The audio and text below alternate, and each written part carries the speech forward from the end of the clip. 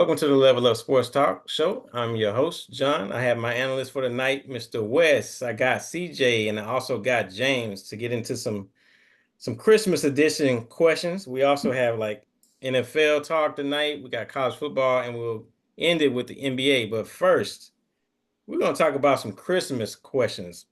So the question is, what is the funniest thing you noticed this Christmas while shopping for gifts, whether that was in store or online? I will start with my man James and we'll work our way around. Hey, what's going on, fellas? Hey, you chose the for this question, man. Hey, I did shop online though. I shopped online most of Christmas gifts.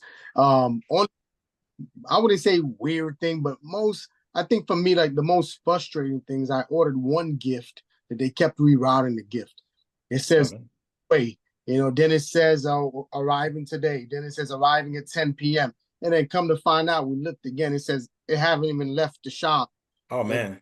End up canceling the gift and then try to find something in the store. It's not weird, but actually it is kind of weird because Yeah, typically that is kind of crazy, man. If you was expecting it, I mean, when were you expecting the gift? it was supposed to come last night, because we actually early Christmas thing. Oh yeah, man, it's getting close to Christmas now, so We did an early Christmas thing with me and my daughter, her husband, because they have only one day for Christmas. So we just did something early this weekend. We celebrated ours early, and his gift didn't come, so it was like kind of weird. Hey, we did get something. It's like be right here. I got you. Yeah. What you got, CJ? The weirdest thing. I say the weirdest thing is really just seeing how some of these companies sit here and say, "Hey, this is a deal," but all they did was like increase the price. You know what I'm saying? Like For what it was before, it make you think it's a deal, man. I see, and I've been going on Amazon and Walmart. Hey, all of them good for it, but that's been the funniest thing. Just noticing online when you shop it. Gotcha. Wes, what you got?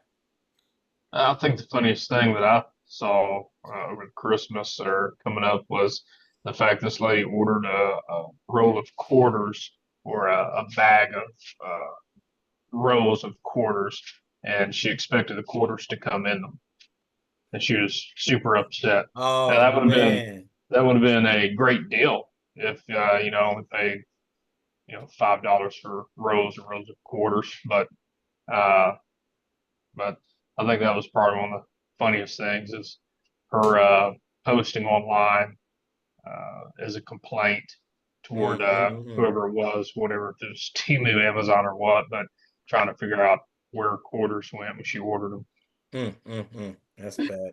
Well, my funniest thing, man, that I saw, and we pretty much are starting to see a lot more now, is I saw on the local news, forget what station it was, but it's these people that try to steal people's packages off their front porch or their doorstep.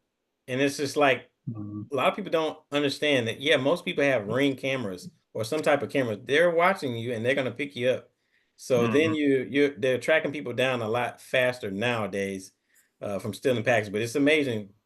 Every year it gets worse and worse. It seems like people are just waiting for packages to come up, and then some of them are actually acting like they're dropping off packages, but they're really trying to just take yours. I mean, they're following the trucks in. Yeah, that's like they're literally following FedEx and UPS and postal service workers. Yeah, that's wild. That's bananas. Yeah, all right, so we're gonna get into some of this NFL talk for the night. And the first question we got for the night is, and I'll start with Wes on this one because he's an Atlanta Falcons fan. Do you believe that the Atlanta Falcons handled the Cousins Penix situation correctly? Well, I don't know. I feel like they could have handled it better for sure. Yeah. I know the turnovers are up. He hasn't looked like the 180 million they signed him for. He's been very indecisive, double clutching more than I've ever seen him do in all the years I've watched him play. It's been a while, but I don't personally like the move. I mean, I don't know why now exactly. Why not before, even week 14 or so when he was playing pretty poor? But the O line is decent. The Falcons' defense was, you know, pretty bad for a while, but the last few they've really come alive. And I mean, they had two pick sixes today and a deflected punt, I believe, and I mean, they're getting better on that end. But Okay. it's also, they played the Giants. You know, before Cousins was benched, he was seventh in passing in the NFL, with over 3,500 yards. He was first in interceptions with 18. But Baker Mayfield is fifth. He has 100 more yards, passing for 3,600 yards and 16 interceptions. So it's not like, even those numbers. I mean, he's playing fairly decent and stable, but those interceptions came at a poor time, and the majority of them, came against really good defenses. Eagles, Chargers, Vikings, combined, he had 8 interceptions those 3 games. He had 9 interceptions in 4 games. So, I mean, I get it. I get it. He's not playing up to his standard, and he's not playing up to a lot of the level of people want to see him at. But I didn't like the move. I mean, I watched Penix today. I think he did pretty good. Didn't try to do too much. But I feel like, the Cousins, I feel like Cousins should have played. They should have let him play his last 3 games, especially with Atlanta being 7-7. And, they need to win these 3 games. And I'm not saying Penix doesn't have the capability of, but Carolina's playing a lot better ball than they started out with. They're really coming through offensively. Now that's not a given. Any game when Atlanta's in it is not a given. I know that from the last Super Bowl they've went to. So I'm going to say no. I mean, I don't think they handled it correctly. I think the only reason Penix should have played is if Cousins is hurt. Okay. CJ, what you got?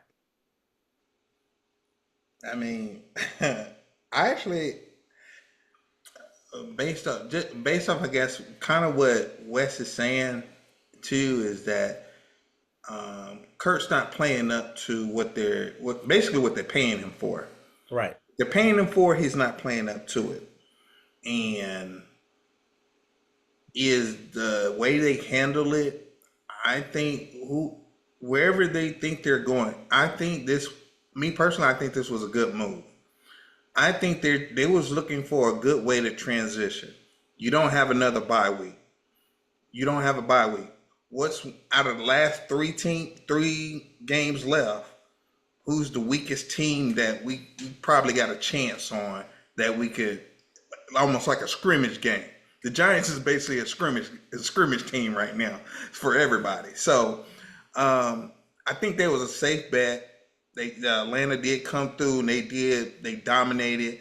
Penix didn't have a super great game, but he was efficient. He was efficient enough. I think he threw for like 66%, I think it was, completion. So I think they're just trying to get him in, because they're 7-7, or they should have went to 8-7 now. Right, they're 8-7 now. What I'm thinking is that I don't think they just want to get to the playoffs and just be like, all right, cool, we made it there. We want a real chance. I think they see a stronger shot at getting to the Super Bowl with Penix than they do with Cousins. And that's the only reason you will make a change like that, and you trying to give Penix some game time. You know what I'm saying? Some real playing time, right, before you get there, till you get to that moment. They still can win that. Atlanta can still win that division and still get and then get in there. So I'm thinking that's the way they're going with it. And still you can keep Cousins on as an efficient backup. I wouldn't release Cousins, because like I said, if something happened to Penix, who you got to replace him? So again, this league is all about injuries. So I definitely wouldn't replace him. I think this was a safe move. I felt they thought this was the safest move for them to try to get Penix in, to try to get him in, to get reps. Okay. James, what you got? What do you think about it? Hey, two things. I agree with Wes. I really think that it honestly, I'm gonna put it this way: two different things. For me personally, I don't think it was a good move, right? Because Yeah. I think, like I said before, just in conversation, I think they should have stuck out with Cousins. You know, Cousins is still a great quarterback. Maybe he's in his head. You know, just talk and let him know, hey, we're gonna pull you if we don't see you playing better. You know, and right now maybe that's exactly what they're doing. Hey, this is a weaker team in playing the Giants. This is a time to probably pull Cousins out, give Penix a chance. We get two things out of that. We get to Cousins know, hey, we're gonna replace you. We're gonna pull you out of here if you're not playing like we expect you to play, and it gives them a chance to really see what Penix can do. You know, kind of get a feel for him. You know, and what they saw, he played decent, but he didn't play great. You could have kept Cousins in for that performance because he threw one interception with no touchdowns, right? But Right. CJ did make a good point, though. The point CJ did make is that they probably were filling him out, get a fill out for him to see what he's going to do. If he looked great, they probably would have most likely say, hey, we should go forward with him. But right now, with them having a chance to make the playoff and still make it in, they got to stay with their guy. They got to stay with Cousins because this was the second back-to-back game they won, with Cousins winning the last one and Penix winning this one, knowing that they were playing a weaker team in a two-win team Giants, right? But at the same time, like CJ said, he did have a decent performance, 7.5 yards per pass, over 200 yards, slightly over 200 yards, 202, 206 yards, whatever that was. So he had a decent performance.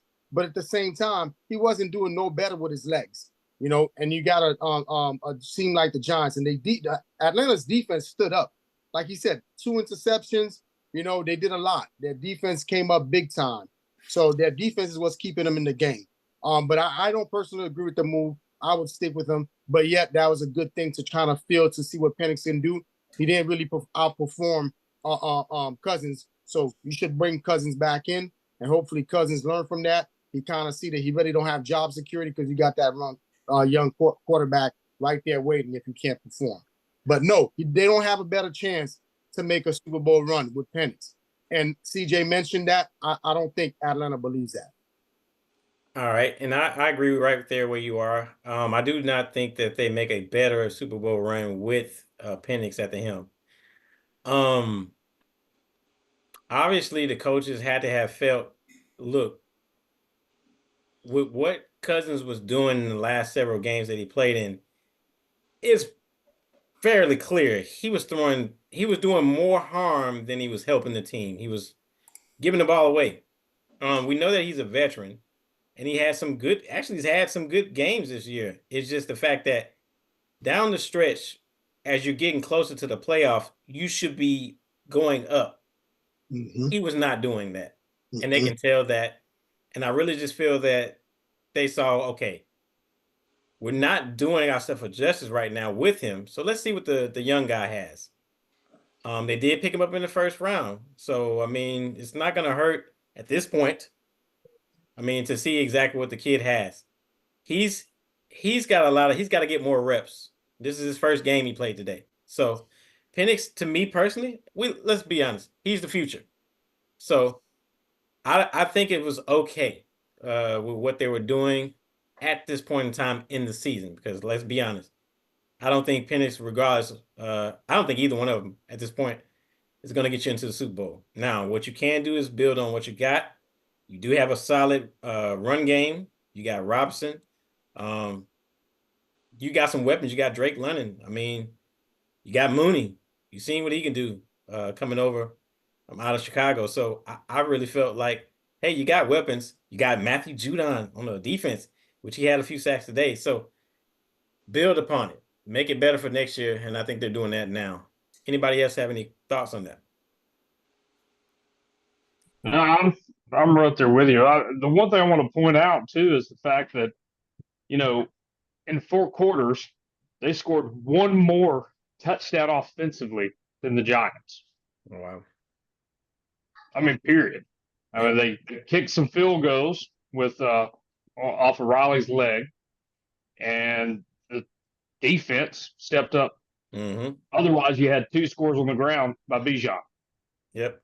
And then I noticed that they took Bijan out, which I don't blame him. Hey, they want to save him because you definitely don't want that guy to get injured. Oh yeah, absolutely. That's your offense. Yes. Yeah.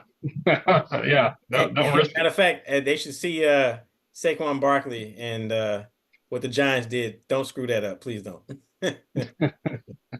All right, we'll go to the next question. This next question has definitely got a lot of traction over the last couple of days on a lot of platforms. But the question is, Cam Newton stated that there are no game changers at the quarterback position in the NFC.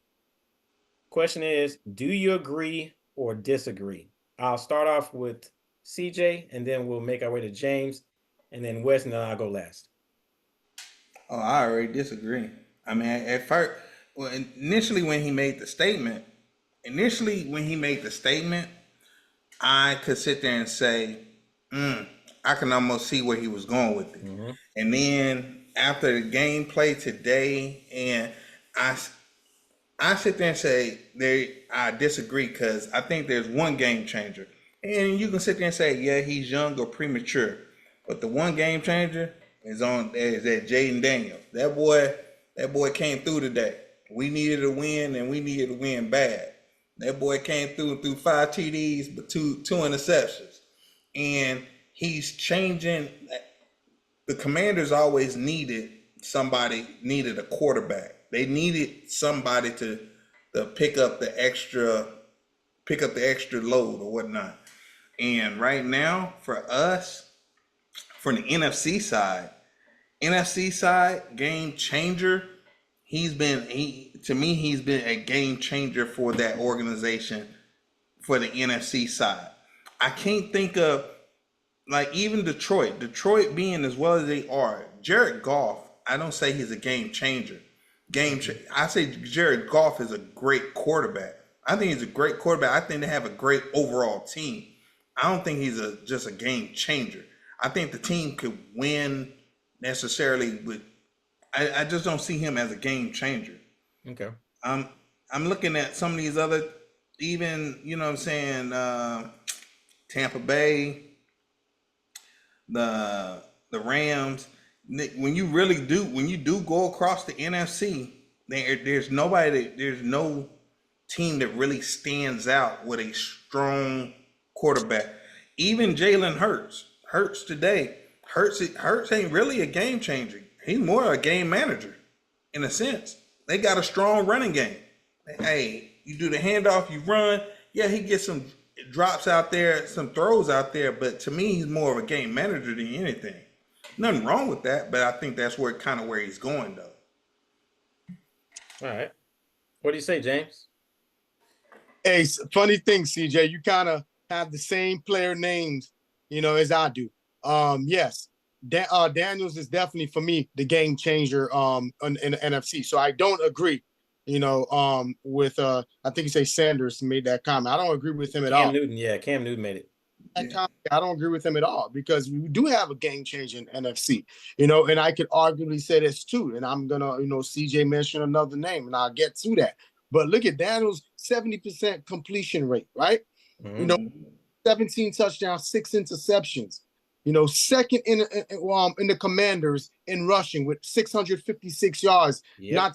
And he had 6 touchdowns behind Bijan Robinson's 8. So he's second in that category, and that's a game changer. Somebody who's making passes with his arms, making plays with his arms, and making plays with his legs when they need it.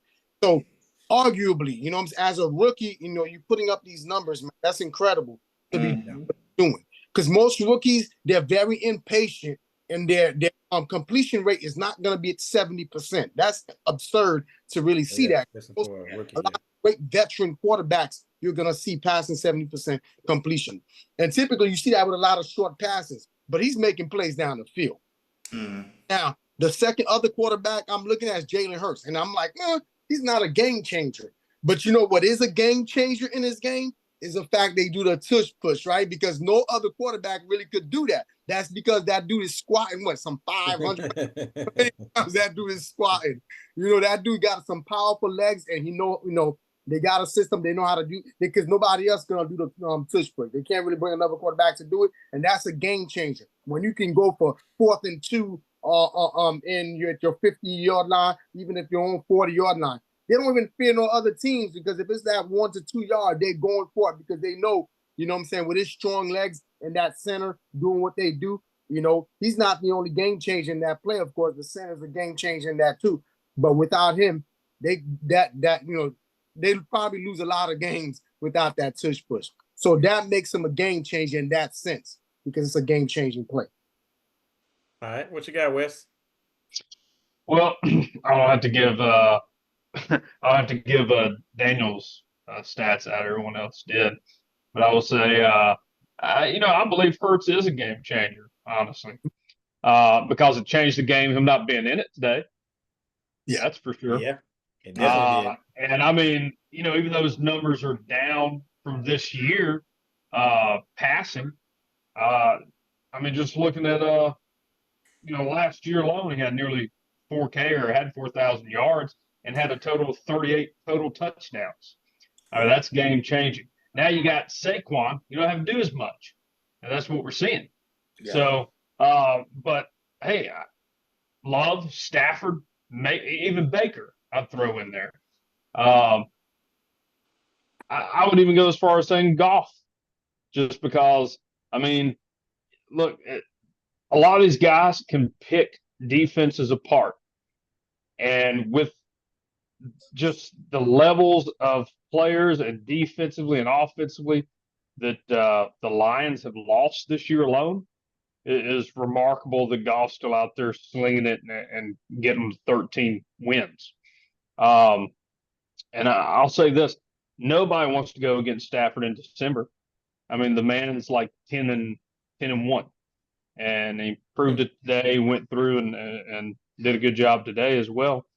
But I mean, the Bucs offense as well with Baker. I mean, it's scary. It is scary, and they're doing that.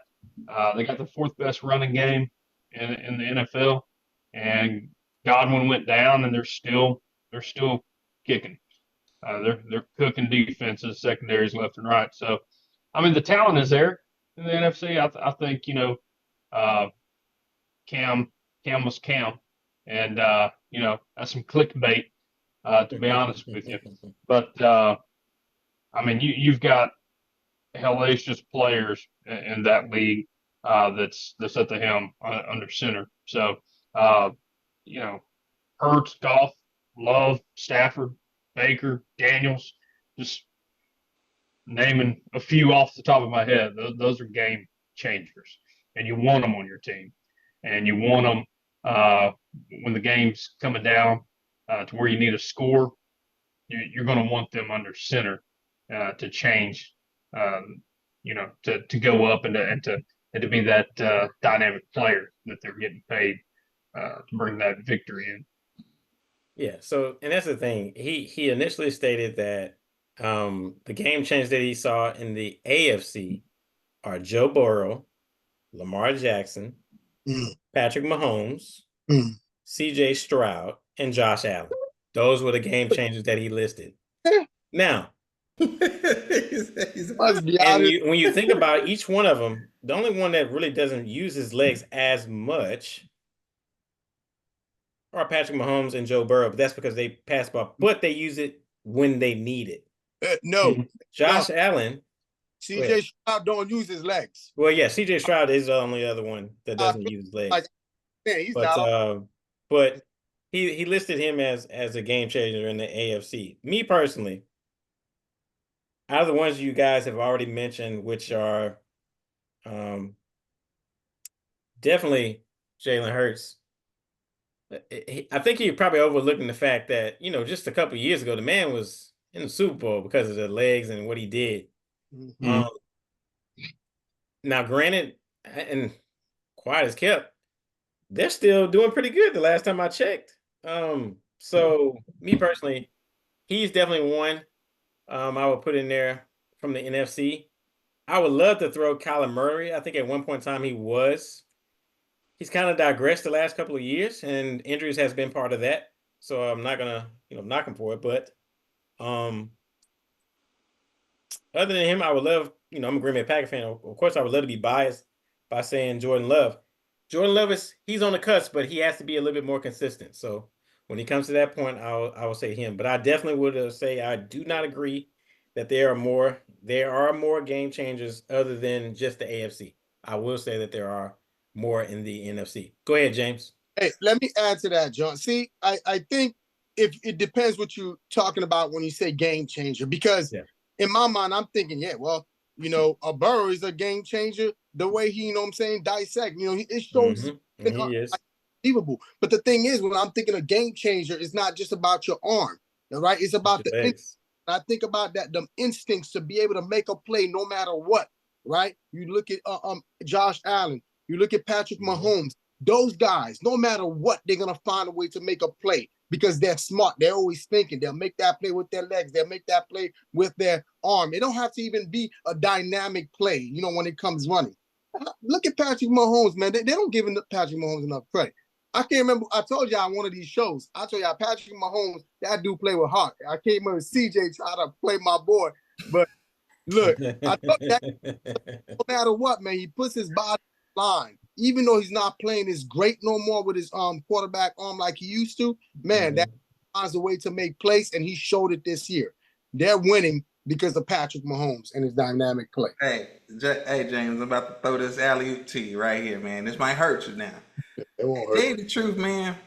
If it wasn't for this 1 year, and be honest with y'all, Sam Darnold could be considered a game changer. You see where the Vikings are? They're 13-2. Yeah, they're 13-2. 13-2, and all you did was swap the quarterback out. This is crazy, man. And we thought Cousins was better. Yeah, exactly. Right. We thought Cousins was better, and they swapped the quarterback. They're 13-2 in a wild card position. They're still neck and neck with who they tied with? Detroit Lions. They're tied with the Lions. 13-2 for the number for who's going to be top in that division. But do you understand the wild card spot? You have to 13 wins.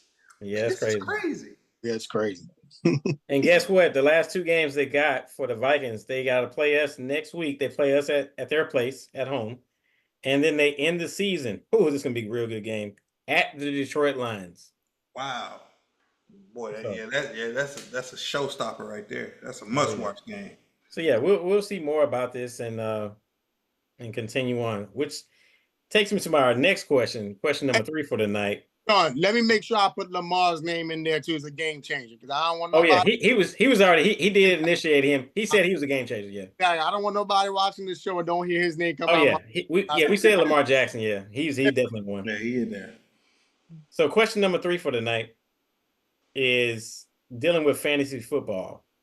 So we're going to discuss what worked well for you this year versus what derailed your season.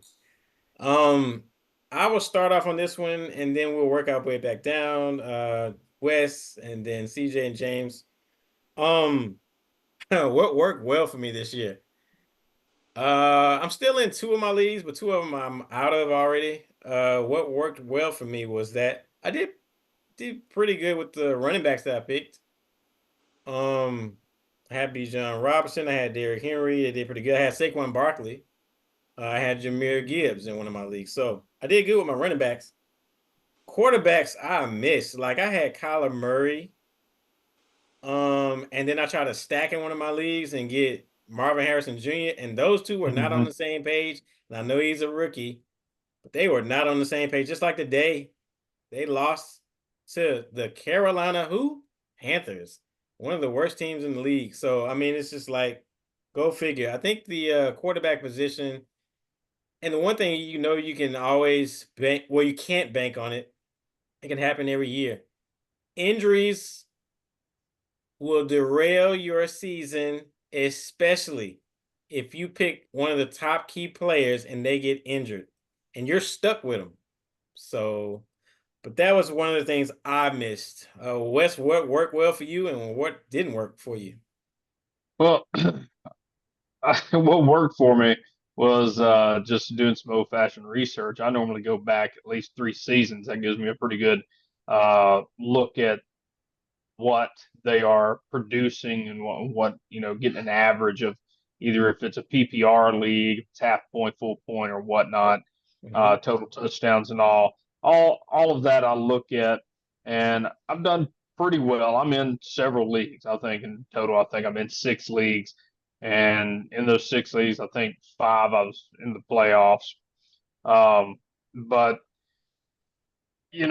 where it got tricky with me, I took some long shots, and I'm normally pretty heavy with the running back, and I like to take end up fourth, fifth round going for a quarterback for those points, and I kind of I worked myself out of it in a few leagues, where I ended up going pretty heavy wide receiver up front, taking a quarterback later, or maybe taking a specific running back and that person going on IR. And like you said, though, injuries just decimated me in a couple of leagues, and it left me going to the waiver wire. And I normally load up on the back end, handcuffing some running backs, and it just did not do well this year. I took some stabs in the dark. I went after, um, you know, Singletary, and I went after Zamir White and a few others, thinking, man, I think that they would have pretty decent, Zamir White. Haven't heard that name in a long time. Well, you probably won't hear it again. So, but it turns out, I mean, the offensive line for the Giants and Las Vegas were just terrible. I mean, they couldn't open they couldn't open a paper sack. I mean, it was terrible. Um, but it ended up. I ended up trying to live off of that, and I got burned because my wide receivers, I had a pretty good mix with Rice and Godwin, and I even had Tank Dell in a few. And Tank Dell comes back from injury, Tank Dell goes back with injury. So it's just it just wasn't meant to be. It's pretty disastrous for a couple of leagues, but I managed. I'm still playing for pride for fifth place right now. James, what worked well? What worked well for you, man? Go ahead, James. Oh, me, okay. Look, see, he said he's working for fifth place. Are you talking about the league me and you playing for? Hold up. Yeah, me and you were playing fifth place. And of course, I'm gonna lose that. I'm gonna end up not getting fifth place because Hurts got hurt. And so that gave you an extra, I don't know, 15 points or something probably ahead of me. Anyway, look, my season got derailed like everyone else is saying, man. It's pretty much injuries. I mean, I felt like I had a great draft, but injuries derailed me, losing a couple high picks that I, picked. But not only that, too, man, Hill killed me. Tyreek Hill, it's been like what happened. I mean, I understand you lose your quarterback. Even then, you get your quarterback back. I mean, he had a couple good games when his quarterback came back, but not a big change. So that kind of hurts, But the thing is, too, I'm learning. I probably need to get some better backs next year, man, because some of these dynamic backs, man, is always getting 20 something to 30 points, like Barkley, and if you had Saquon Barkley, had a good team already. Exactly. It's ridiculous. So yeah, but injuries is the most important thing, and I think drafting a quarterback, I think I did good drafting Hurst at the same time. But injuries didn't help me. I think if injuries was not a part of it, I would have done really well. And picking up Stroud at fifth pick, I think that killed me because I expected he was gonna be a steal. At picking him at number 5, because I wanted a solid quarterback, but he ain't play at all to his potential at all. He really stunk up the field. I don't know how Houston was able to still win some games. Maybe their defense seems to be better than I expected. Their defense seems like it's been kind of keeping them in games. But it is what it is. I won it last year, and this year I'm falling probably sixth place, maybe. Who knows? Whatever. I got 3 leagues. I'm not like West. That's ridiculous. 6 leagues, man. Fantasy football junkie, but I got 3 leagues. One of them was a trial league, trying to learn how to draft, and that one not doing too well. I'll probably end up being 7th place or something like that after all might fight for. I think I'm winning in. No, actually, I'm losing in that. So I might end up being 7th or 8th place, which is okay with me because that's where I was anyway. Gotcha. CJ, what you got, man? What worked well for you this year in fantasy football, and what Nothing derailed you worked well season? for me, man. Nothing. Oh man. You end up with. I think I had a thing of going with running backs. I go running backs, wide receivers, and then go grab a quarterback. Right. The position I was in, I think in one of those leagues, in one of those drafts, I was the first. I was the number 1 draft. I was the number 1 pick. Mm. Who's the number 1 pick? Who's the number 1 running back? McCaffrey. McCaffrey. And then McCaffrey goes down at the very beginning of the doggone season. So it's like, and I think a lot of this stuff is for Vegas and stuff like that. They don't want to, but when it comes to fantasy football, like that hurt. You know what I'm saying? San Francisco knew way before then. Yeah. McCaffrey wasn't going to be able to play. Yeah, they knew it already. They knew that. Yep. And they waited until whenever whenever they was gonna put it out, just before they got their first game, saying, "Oh yeah, McCaffrey ain't playing." So that hurt in that sense. And then also fantasy wise, we're old heads too. I'm like Wes in a sense. Me and John, we go back, we kind of do some research. What happened, what a guy been doing for like the last couple of years and stuff like that. Mm-hmm. And when I say we're old heads, because we kind of go off of a name, a person that been doing something. Quarterback, if you heard that, hey man, I got Aaron Rodgers as my quarterback, you know what I'm saying? A year ago, you'd have been like, oh, you good? You got 3-time MVP. Man, it hurt again. These guys didn't produce. It hurts when some of the ones that used to be consistent, like Tyreek for about 2 years, consistent. Yep. He gave you about 15. He gave you about 1,500, 2,000 yards. Mm-hmm. Yeah, you know what I'm saying. But then you come up to it.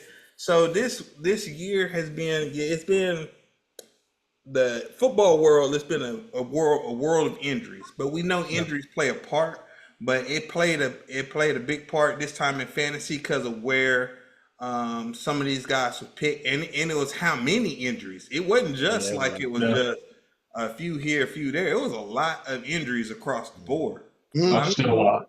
Yeah, I had Tank Dell. I remember. Oh, man, I had Tank Dell. I had so many. I had a list. I think I had about 3 or 4 people on IR at one point on my fantasy draft. Yeah. So it was like, bro, I didn't know what to say, man. So it just goes to show that this year, what worked for me, it's also luck. It's also luck, man. It's a game of chance. Because you're trying to hope that the person that you pick do pretty well. Mm-hmm. Y'all thought that some quarterbacks were going to do better than others. Next year, Jaden Daniels is on my radar. Don't worry about it. Look at Tank Dell, for instance. Tank Dell, man, he didn't do nothing, man. Like, I picked him too in one of my leagues, but only one. And he underperformed like crazy, man. And last is blowing up. And I'm like, yeah, if I get him late, it's a steal. I didn't want him early, but I picked him up a little bit later, and they didn't produce nothing for me. Yeah. So my special stat that I found out about certain players, and after doing all my research, there are 5 key guys that I'm going to hone in on for next year. But guess what? I ain't gonna Mhm. tell y'all because I'm gonna keep that a secret for next Oh, year. It's all right. I already know. It's all right. I already know. yeah, I watch this season, man. I got my Got, already. gotta keep y'all on your toes. Gotta keep y'all on your toes. All right, we're gonna switch gears. We're gonna go into college football, and we'll start off with CJ on this one since he went last. Question is, now that the first 4 games are in the books, what matchup are you most interested in watching for next weekend's games as we go into the further into the playoffs? So the games that we got coming up for the quarterfinals, we have Texas at Arizona State, Ohio State at Oregon, Mhm. Penn State at Boise State, and we also have Notre Dame at Georgia. CJ, which one are you most interested in? I want to say Ohio State and Oregon. Okay. Uh, reason being, I think it'll be more interesting of a challenge. I think they'll be fairly even in a sense. I Mhm. think Ohio State will probably pull it out and probably beat Oregon. I'm not even gonna lie to you, but I think it'll be entertaining to watch and see. What we watched in this first that first week was kind of terrible. It wasn't. It was one sided. 38-10, Penn State over what you call it. You know, SMU. 42 to 17, Ohio State over Tennessee. It's like it wasn't even really close. And Right. Notre Dame probably could have stretched the game out further on Indiana if it wasn't so many issues they was having there. Yep. So in my sense, and I don't think Notre Dame is going to and see that game, Notre Dame and Georgia. I don't think that's going to be an entertaining game. I think Georgia's going to kind of dominate that game, but unless Georgia just shows me that they want to be Georgia. But I think Georgia would dominate that game. That's why I say the game that I would like to see or be interested in seeing probably be the Ohio State and Oregon. I think that'd be a good matchup. Okay. It'll be entertaining going both ways all the way to the end. James, what you got? Who do you more interested in watching? Hey, same thing for me. I want to see Oregon Ducks against Ohio State. Look, I'm just looking at the like, being over here down here in Oregon. Now I'm like, man, it's kind of exciting to kind of see, just Portland. Well, I might say Portland, but Oregon area being like involved, in a potential national championship game. So I'm looking for because Ohio State, they're very capable of making it, to the championship game. Yeah. But them down 13-0 Ducks, see if they can go, get a step closer to a national game, stay undefeated, and see if they could go ahead and take out this very capable Buckeyes team. Because we know the Ducks defense, they've been playing well, and we'll see if that defense can come and slow that offense up. Even if they can't slow them down too much, enough for Oregon Ducks to win this game. And I want to see Ducks come out on top. Okay. That's what I want Wes, I to. got you. Wes, who you got, man? Who are you more interested in watching in the next coming games? I mean, I'm with them. I mean, I have down Oregon and Ohio. Um, it's difficult to beat a team once of that caliber, let alone a rematch. But I want to see it. I think Ohio has an advantage of playing. Oregon hadn't played in a little bit, so um, I want to see it. I think it's going to be a good game. It's surely going to be better than those the other three that we mentioned earlier. I mean, honestly, I'm embarrassed by Tennessee. I mean, I thought for sure it'd be a better game. And Tennessee was my dark horse, if you remember, of possibly making some noise. And yeah, so like my fantasy league this year, that didn't pan out too well. Hey, well, I'm gonna be a little bit different. I know that's the game that we're probably looking at it as we sit and look. Okay, it's Oregon, it's Ohio State. It's gonna be some points gonna be scored in that game. It's first initial thoughts. So yes, that's probably is the sexiest game, but I'm gonna actually say a little different. The only reason why I'm interested in is I'm looking at the Notre Dame and Georgia game, and the reason being Carson Beck was injured in that last one. He's not playing He's not playing. at Oh, he's Notre not playing Dame in that game. one? He is He's not not playing. playing. Oh. So you got a freshman quarterback with Georgia, and a lot of people are slipping on Notre Dame because they got a defense. Now, I'm not granted Notre Dame hadn't won anything in, I don't know, probably a century, but ever since they lost against Northern Illinois, they've actually taken care of all their business. So that's what I'm looking more into that game, because if that quarterback gets in that game and he actually throws some turnovers at the wrong time, Notre Dame could come out on top. And that's the one I'm looking more so into for the matchup. All right. We'll get to our last question for the night, and that involves the NBA. So the question is, what Christmas games are you interested in watching on Christmas Day? And so the games that we have coming up are, we're looking at, first game is Spurs versus Knicks, the Timberwolves at the Mavericks, the 76ers at the Celtics, Lakers versus the Warriors, or the Nuggets versus the Suns. I'll go with James, then I'll go to CJ, then Wes, and then I'll finish us off. Yeah, man, they got quite a few games that's gonna be interesting, man. But for sure, I definitely want to see the Knicks and Spurs play because that's my team, and Okay. against the Spurs, that'd be a good matchup to see. And then I want to see the Timberwolves play the Mavs. And I'm only down for 2 games. I don't think I could sit down and watch 3 games. But if I start a third one, it'll probably be Boston Celtics against 76ers. As long as Embiid is playing, I don't know what his status is. Yeah. He came in, he played one game, and then he was out the next because of some type of injury or whatever the case is. But we'll see. I don't know if they have word yet if he's going to be playing in the next one. All right. CJ, who you got, man? Are you watching any games for the Christmas Day for the matchup for NBA? If I do, I mean, I kind of go with the Timberwolves and the Mavs. Okay. Initially, I was going to say Lakers and Golden State, and that's just two old-headed monsters going against each other. You know what I'm saying? But that'd be the second. That'd probably be my runner-up right there. If it was going to be my first, but it's going to probably be my runner-up because I didn't know the Timberwolves were playing the Mavs. So Timberwolves and Mavs got that's a nice matchup. This possible playoff atmosphere right there. You know what I'm saying? So that's probably what you're gonna see coming up in the future. And same thing with the Lakers and Golden State. Now Lakers and Golden State, you know, Steph and LeBron getting old. You know what I'm saying? See what little gas they got left out there in them. So, you know, but they know how to entertain. That's what I would say.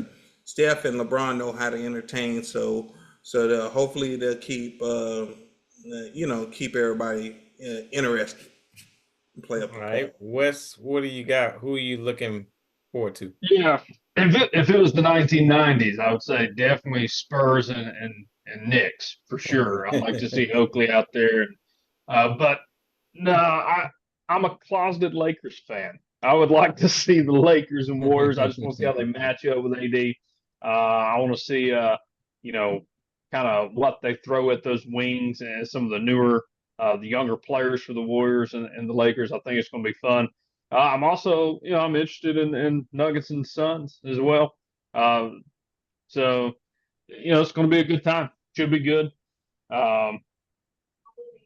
We'll see how it plays out on Christmas Day. So let me just say it like this. Of course, I'm biased. I'm a Lakers fan. We're 16-12. Man, we have one of the greatest players, actually two greatest players to ever play the game. So I'm just gonna enjoy that because man, we are never gonna get a LeBron James again. We're never gonna get a Steph Curry again. So I'm gonna enjoy them for as long as I possibly can. Now I will say this. I hope to God we do not get the Steph Curry we saw like a couple nights ago, where he only scored like 2 points Yeah, I saw that. I do not need to see that on Christmas Day. Yeah. If I see that on Christmas Day, I don't know if I'll watch an NBA game, probably till All-Star break. But that's just me. But yeah, I'm definitely looking forward to watching Lakers and Warriors play. Plus it's a 7 p.m. game after you then open up gifts and all that kind of stuff. You can kind of end it off when you're about ready to eat that last meal. So that's Yeah. that's what I'm looking I forward to. definitely would say that was definitely out of the usual for him. I mean, that's like Oh the yeah. 29th day in February. I Oh mean, yeah. it comes around every now and again, but Yeah. not very often for Curry, It you know.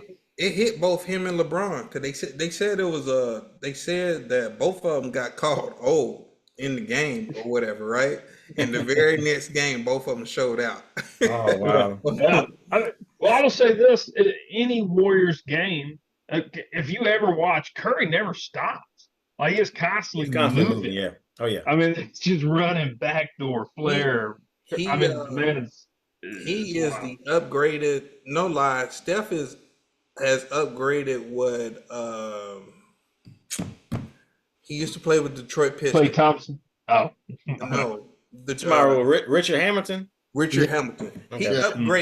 upgraded what Rip Hamilton was doing and doing the moving without the ball and stuff. Mhm. And it like I said, over time he probably ran more miles than any of them players in the NBA. I And they mean, don't run the court like he do. Reggie Miller used to do the same thing. Yeah, Reggie too. Yeah, Yeah, Reggie Reggie. Miller, yeah. Reggie was Of course. another one too. Oh, yeah. Reggie used to run everywhere too. So yeah. All right. Well, that'll end us on this episode of the show. If you like us, please hit the like button for us. Subscribe to us. We are currently on Facebook as well as YouTube. For all you guys out there, have a Merry Christmas and a Happy New Year. Thanks for watching and continue to look forward to us in the new year. Have a great one. All right. Christmas. Merry Christmas.